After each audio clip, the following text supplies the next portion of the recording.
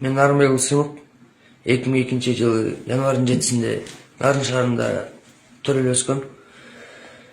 Аталган окуя боюнча мен Айсулуунун эч кандай байкеси болбойм.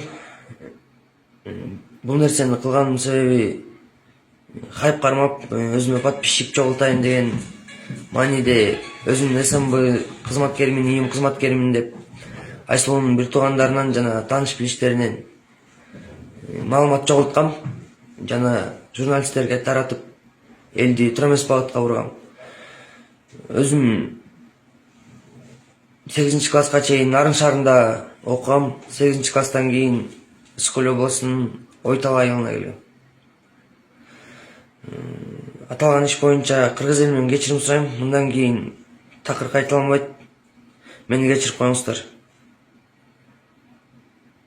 Өзүм убагында сот жобуна тартылып, милиция кызматкерлерине ичим ачышып калгандыктан ушул ишти кылдым.